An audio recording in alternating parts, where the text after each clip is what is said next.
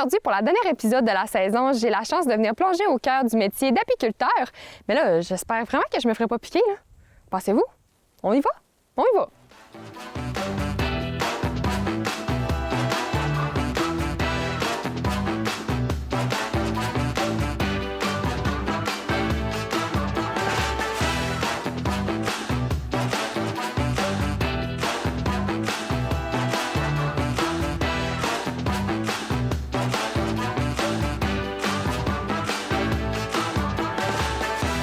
Bonjour Louise, merci de nous accueillir sur vos terres. Ça me fait plaisir.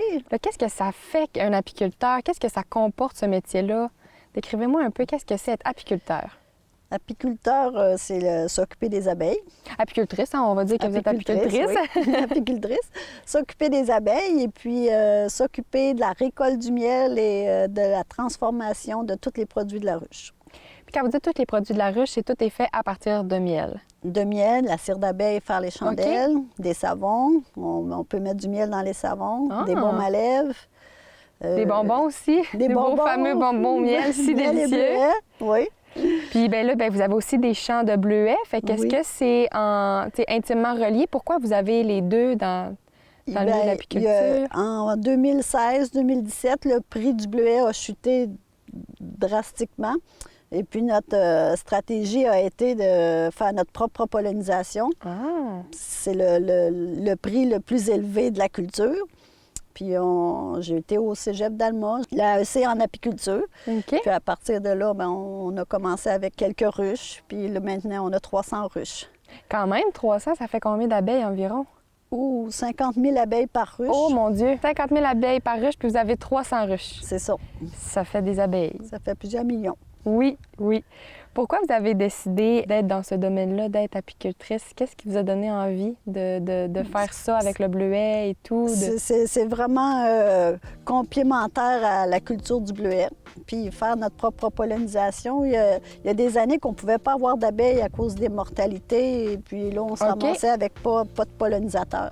Fait qu'à ce moment-là, c'est certain qu'on a des pollinisateurs et on en a en masse. Là. Ah oui, ça c'est sûr. À 50 000 abeilles la ruche, j'imagine. Qu'est-ce que vous aimez le plus de votre métier? La transformation de tous les produits du miel et de la ruche. C'est ce que je préfère le plus faire. Puis vous faites ça à votre domicile? Vous faites ça où, la transformation de tous ces produits-là? J'ai une miellerie qui est située juste en bas, là, ici, sur la bleuetière. Puis tout ça se passe à la miellerie. Qu'est-ce que vous pensez que ça prend pour faire un domaine dans... Parce que apiculture, mais c'est aussi l'agriculture en général, vu que vous avez le bleuet. Oui. Fait que pour être dans ce domaine-là, qu'est-ce que vous pensez que ça prend comme compétence, comme intérêt? Oh, ça prend du cœur au ventre, parce que c'est beaucoup physique. L'apiculture, c'est un métier physique. Puis en étant moi-même une femme, là, je dois composer en n'ayant pas la force d'un homme, je dois composer à sortir des cadres, puis faire ça de façon décousue pour pouvoir arriver à lever une hausse de 70 livres pleine de miel. Oh mon Dieu, hein? Puis amener ça à la miellerie, sortir le miel, extraire le miel. C'est plein de défis. Plein de défis. Est-ce que vous avez déjà été piqué par les abeilles? Ça va avec. Oui? Ça peut pas... Au début, j'enflais vraiment beaucoup. Ah ouais? Puis ça me piquait pendant 3 jours là, à vouloir m'arracher la peau. Maintenant, j'ai plus d'effet. Le corps s'est habitué. Le corps s'est habitué. Est-ce que c'est encore douloureux, par exemple, quand vous vous faites piquer? Oh oui. Ça reste douloureux? Ça crache. Ça crache du venin. Mais votre réalité quotidienne, ça ressemble à quoi, vu que justement, là, vous avez le bleuet, vous avez l'apiculture? Ça ressemble à quoi, à peu près, votre quotidien? C'est à partir du déballement des ruches, là, après l'hivernation. Tout déballer les ruches, les nettoyer, tout calculer la mortalité. La mortalité, c'est quand même vraiment important dans le monde des abeilles. Pendant l'hiver, ça, que les abeilles décèdent? Oui, bien, pendant l'hiver, quand on déballe au printemps, c'est là qu'on voit on se rend compte de la mortalité qu'il peut avoir. Puis c'est dû surtout à une mite qui s'appelle le varroa, qui va aller sur l'abeille puis qui va gruger le gras de l'abeille. Puis son développement est exponentiel. Ce qui fait que ça décime une ruche en vraiment pas longtemps. Fait qu'il y a des traitements à faire au fur et à mesure de l'été.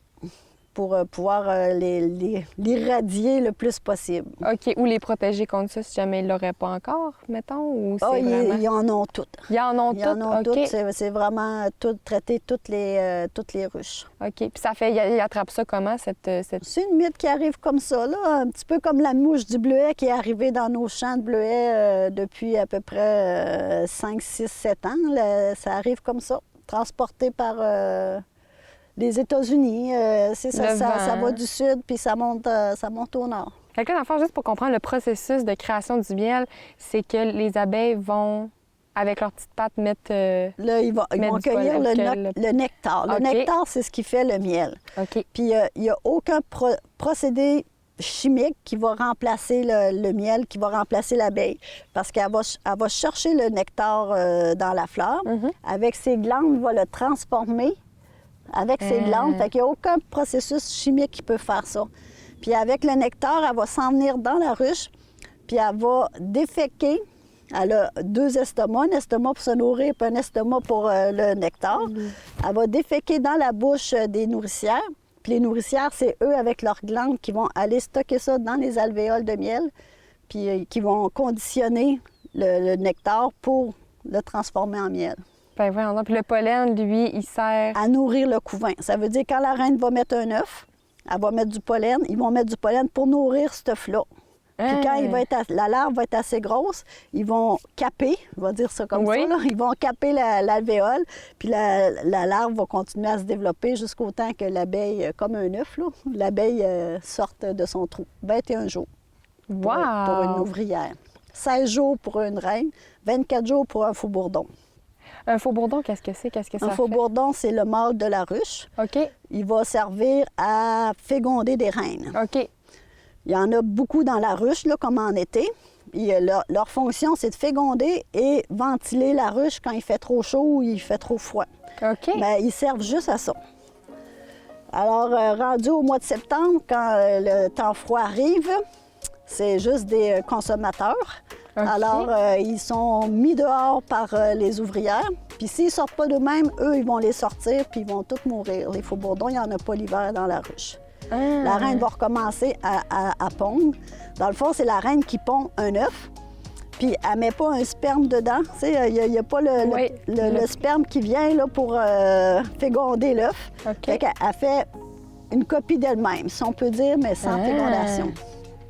Puis pour féconder une reine, la reine, elle va venir au monde. Oui. Elle nourrit juste à la gelée royale. C'est ça qui fait que ça va devenir une reine. Il n'y aura pas de pollen pour la reine. Fait qu'elle nourrit à la gelée royale, fait qu'elle étire une cellule. Quand elle vient au monde, elle va sortir faire un vol nuptial qu'on appelle. Il va y avoir 15 à 18 faux-bourdons qui vont venir la féconder. Après ça, elle va rentrer dans la ruche. Elle va avoir à peu près 2 millions d'œufs dans sa spermathèque. Puis elle va vivre à peu près 2 ans. Puis son travail, elle, c'est de pondre, de pondre, de pondre. Les abeilles, vous les gardez à l'année? Oui. Ça ressemble à quoi, tout le processus? On les prépare pour la pollinisation parce que les bleuets, là, c'est vers le début juin, là, vers la fin juin. Fait que le but, là, c'est de les motiver puis de les stimuler pour le développement pour qu'ils soient prêts à la pollinisation. C'est d'avoir des plantes mellifères le plus possible autour des ruchers. Okay. Pour les stimuler. Le pollen, c'est ce que les abeilles prennent pour nourrir le couvain. Okay. Plus la reine va pondre, plus il va y avoir de couvain, plus il va y avoir d'abeilles, puis plus que les abeilles vont être prêtes à la pollinisation. Puis ça rentre la pollinisation, j'isole le miel de bleuet. Ça veut dire que tout de suite après la pollinisation des bleuets, là, je récupère tout le miel de bleuet. Parce qu'il a été pollinisé dans les champs de bleuets. C'est pour ça qu'on appelle ça du miel de bleuet. C'est ça. Okay. Fait que si ici, j'ai un paquet de ruches ici, bien, les premières fleurs qui vont aller, c'est toutes les fleurs de bleuet avant de s'en aller plus loin. Ils peuvent aller à 2 km facilement. OK, quand même. C'est pas un problème. Fait qu'ils peuvent aller dans les cerisiers parce qu'ils sont un petit peu en fleurs en même temps, mais principalement, ils vont faire du bleuet. Puis le miel, il goûte différent, j'imagine? Oui, le goût du miel est adapté à la fleur. Ça veut dire, si les abeilles sont dans les fleurs sauvages, ça va avoir un goût tout doux de miel. le miel va être plus clair aussi. Le miel des bleuets, c'est un peu miel foncé, même si la fleur est blanche. Le miel est foncé, puis le goût est vraiment plus soutenu que le miel de fleur. OK. Chaque goût de miel, c'est proportionnel à la fleur qu'elle va butiner. Qui vont butiner. Oui. C'est vraiment intéressant, vraiment. Dans tout ce que vous avez, autant les bleuets que vos abeilles, les ruches, qu'est-ce qui vous rend le plus fier? Ce qu'on a atteint présentement, OK. là, la bleuetière est super belle. On travaille beaucoup dedans. L'automne, en tout cas, on met beaucoup de cœur à l'ouvrage dans la bleuetière. Puis dans les abeilles, c'est la même chose. Le matin, on se lève, puis on travaille jusqu'au temps qu'il fasse noir. C'est 7 jours sur 7. Il n'y a pas de vacances l'été. Non, c'est ça. Il y a tout le temps quelque l'hiver, chose. c'est un petit peu plus tranquille, mais l'hiver, c'est là que je fabrique tous les produits. Puis on extrait le miel, puis on filtre le miel, puis on le met en pot, puis on essaie de le distribuer un peu partout. Merci beaucoup pour ce partage. C'était vraiment intéressant. Puis là, moi, je vais aller voir ça concrètement. Ça va me faire plaisir.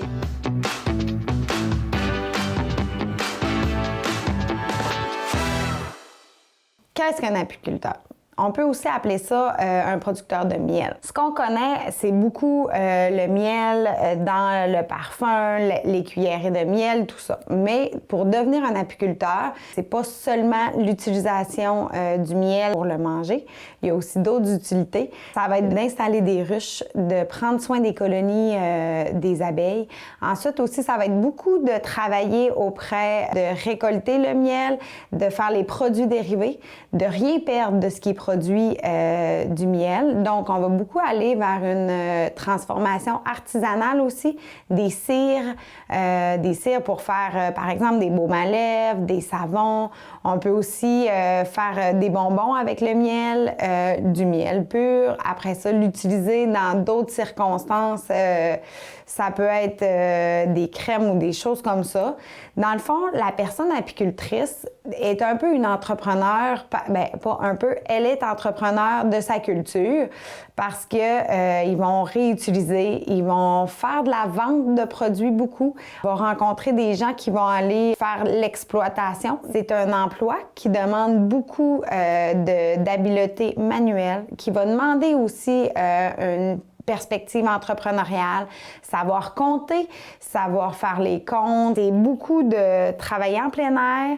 C'est une gestion d'entreprise. Ça demande globalement beaucoup d'habileté. Tous et chacun vont aller exploiter un peu leur volet. C'est par exemple 2 personnes qui sont en entreprise. La personne qui va avoir le côté plus entrepreneurial va faire les démarches pour la vente des produits. Si par exemple on regarde plus du côté quelqu'un qui va être manuel, va travailler sur le terrain, en plein air, avec les ruches, va être dans les opérations plutôt quotidiennes où ça peut être une même personne qui va jongler avec les deux. On peut devenir apiculteur en une transmission de savoir. Ça va être quelqu'un qui pratique le métier qui va nous le transmettre. Sinon, il y a beaucoup d'associations, par exemple les producteurs agricoles, qui vont donner des formations qui vont être, dans le fond, la base, c'est de connaître la biologie des abeilles, c'est de connaître le fonctionnement. Ça peut être transmis aussi par les formations de type AEC, qu'on appelle une attestation d'études collégiales, qui est offerte par les cégeps. Nous, à proximité, on a le cégep d'Alma qui offre cette formation-là. C'est une durée là, qui va être variable. Dans le fond, c'est une formation qui est au cégep, mais on n'a pas les cours de base du cégep. C'est un peu comme une alternative au DEP pour vraiment bien comprendre c'est quoi le métier et comment le pratiquer au quotidien. Au niveau du salaire, bien, en fait, là, c'est à géométrie variable dans le sens qu'il y en a qui peuvent exploiter, être apiculteurs en parallèle à une carrière ou il y en a qui peuvent s'y investir à temps complet. Ça peut tourner, là, quand on arrive globalement dans ce qui est les statistiques qui nous donnent, mettons, au Québec, on va tourner à peu près autour de 63 000 à 73 000. Mais ça, c'est très variable, là, tout dépendamment de la capacité de vente des produits, de la capacité de production aussi. Ça peut varier énormément. C'est sûr que si c'est un métier qui t'intéresse, moi, ce que je te conseillerais, c'est d'aller l'exploiter, d'aller l'essayer, d'aller visiter quelqu'un quelqu'un qui fait du miel. Par exemple, on peut aller visiter de miel en bleuet ou à Dolbeau-Mistassini ou les miels Picard qui se situent à Normandin. C'est des gens qui ont développé cette expertise-là. Donc, si c'est quelque chose qui t'intéresse, ben lâche un coup de fil puis va t'informer.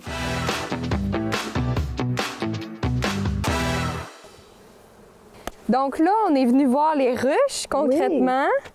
Fait que là, ben, c'est celle-là qu'on va ouvrir? Oui. Fait que j'ai allumé l'enfumoir pour les avertir qu'on arrive. Puis là, l'enfumoir, c'est pas toxique, c'est juste la petite fumée de la bois. Fumée de bois. Puis ça leur dit qu'il faut aller protéger notre butin, c'est-à-dire le miel, puis protéger la reine. OK, parfait. Fait qu'ils ont tendance à rentrer à l'intérieur. J'enlève le couvert.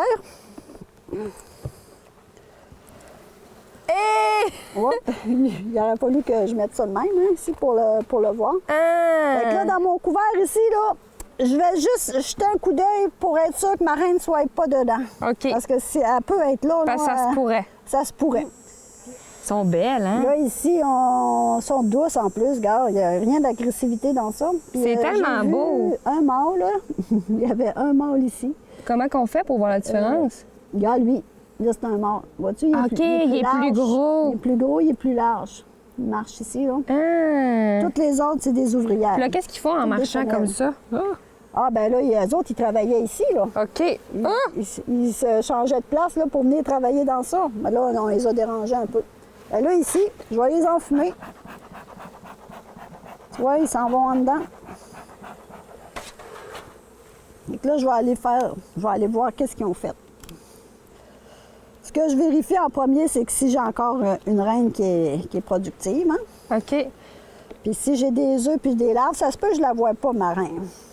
Mon premier corde ici, là, c'est une feuille de plastique qu'on met comme pour amorcer que ça y aille plus vite pour faire les alvéoles, mais c'est eux là, qui fabriquent toutes les alvéoles ici. Fait que tout ça, c'est eux? Oui, tout ça, c'est eux qui sont en train de le faire. Là. Regarde, ils sont tous en tas ici. Là. En tas, quand ils sont en tas, c'est qu'ils sont en train de faire des alvéoles? Ben oui, ils font avec leur glande cirière, là. Ils vont faire des fils de cire, puis ils font... Puis de là à là, c'est toujours impeccable. Tout le temps très, très bien fait. Puis regarde, ils ont commencé à mettre du nectar ici. On voit du nectar dans cette alvéole-là. C'est un peu spécial de dire, genre, t'es entouré d'abeilles. Oui. Fait que là, quand vous venez vérifier une ruche comme ça, vous venez vérifier chaque... Bien, je viens voir si la reine, comment ça se comporte. Comme ici, là, bientôt, là, je vais mettre une troisième boîte, c'est-à-dire une boîte à miel. OK. Je vais mettre un garde-reine ici. Pour la reine va rester dans les 2 étages en bas pour pondre. OK. Puis le miel, il va être en haut. Puis la reine, elle pond où? Elle pond pas mal toujours dans le centre. Je vais vous le montrer tout à l'heure. Parce que là, ici, là, il travaille du centre vers le côté. Fait que vers le côté, c'est toujours là qu'il y a le moins de... OK. Là, regarde, c'est plein. Puis elle pond là-dedans, la reine? Non. Là, ici, là, c'est tout rempli de miel. Tout ça, là, regarde, c'est tout plein de miel. Puis quand là, l'alvéole est pleine puis que le miel il a été conditionné, ils mettent un petit couvert ici. Ah! Fait que là, ça, c'est... Ben voyons donc! C'est du miel qui est prêt. Puis en même temps, ils se nourrissent avec ça. Regarde, ils ont la tête dedans, là, puis ils mangent. C'est hot! Là, on va s'en aller à voir l'autre cadre. Puis ce qui se passe en bas, puis à cet étage-là, c'est un peu la même chose. Hey, hein? Fait que là, ici, c'est bien plein de miel. Puis regarde, ils ont commencé à faire la finition. Il y a toute cette finition. Ben voyons donc, c'est vraiment bien fait, hein? Puis ils travaillent, regarde, tu vois, on les dérange pas, là. Tout en douceur, là. C'est des 2 côtés, là, c'est plein. Ça, là, ça doit peser à peu près au moins 10 livres, là, ce que j'ai dans les mains. Ouais, c'est ça. Prends-les. Ah! Prends-les chaque côté, là. Tiens, je le dépose. Hey, c'est vrai que c'est pesant, hein? Oui. Ah! Hey, moi, si vous savez comment je capote live. Oh my God! Lui, tu peux le redéposer ici. OK. Tout ça là, me dit, là, oh, la boîte à miel, là, ça va commencer à presser. Là. OK, parce que là, il y en a comme pas mal trop. Là. Il y en a vraiment beaucoup. Ça, ici, on voit des larves. Je sais pas si on voit des larves, puis c'est des grosses larves. Fait que ça, c'est toutes des mâles qui sont dans ça. Ah! Oh my God! Ah non, il n'y a pas de problème. Hey, j'en ai tellement où la face, là, je suis comme ah! Pas de problème. Tiens, on va les calmer. Puis là, même si ça boucane plus, ils le ressentent quand même à cause de l'odeur. Ah, ben oui, ça boucane. Ben, ça boucane pas fort, mais ça boucane. Là, ici, on tombe dans le couvain.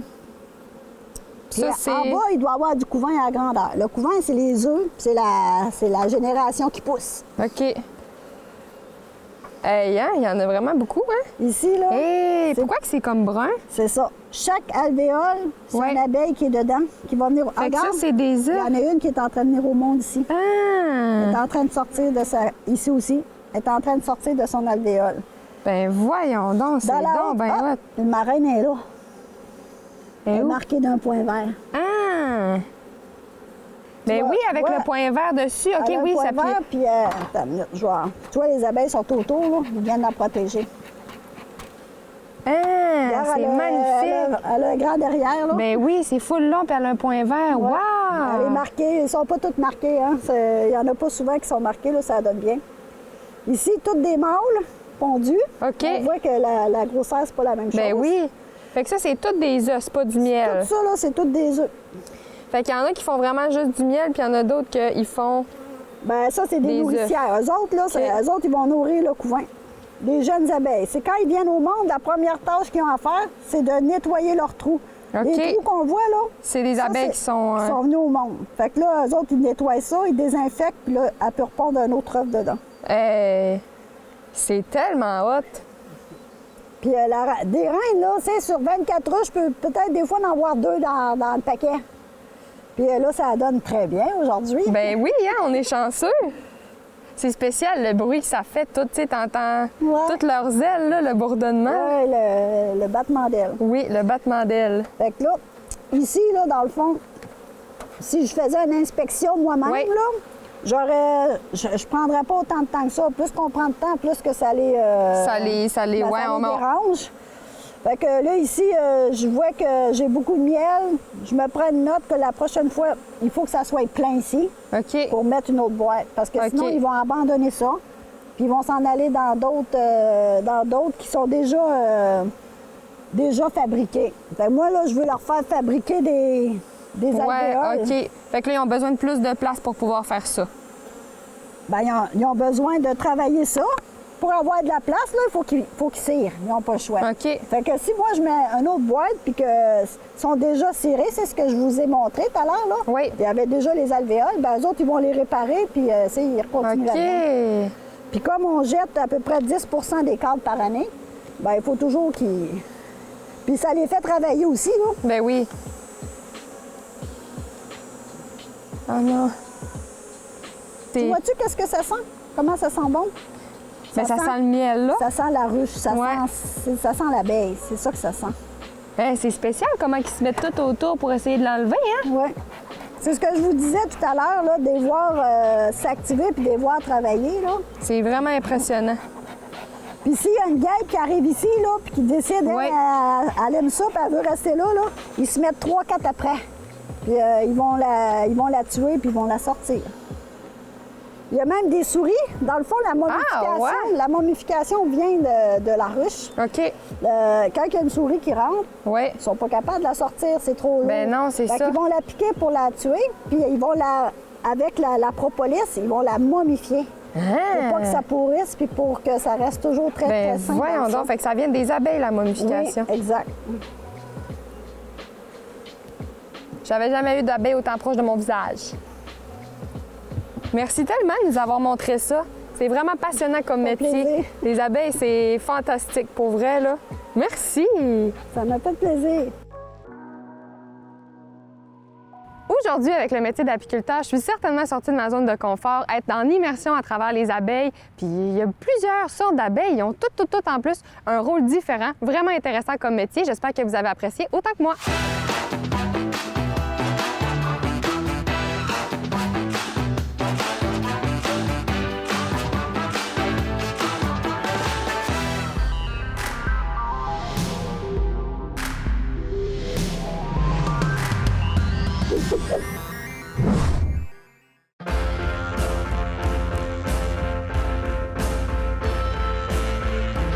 Parce que trop Trouver ton emploi peut comporter son lot de défis. Pour t'aider à identifier tes forces, Faire valoir ton expérience. Ta sagesse. Ton potentiel. nous sommes là. Pour encadrer ta démarche, Trouver de nouvelles pistes. Identifier ce qui te motive vraiment. Pour t'aider à réseauter, Accéder au marché caché de l'emploi. prendre part à un milieu actif. Nous sommes là. Intégrer le travail après une période de vie plus difficile. Après un moment de réflexion, Ou si tu veux changer ta situation nous sommes là. Pour relever les défis. Malgré les limitations, les doutes, ou les différences. Pour identifier tes rêves. Faire preuve d'audace. Oser aller plus loin. trouver ton emploi, Avec nous, Ici, c'est possible.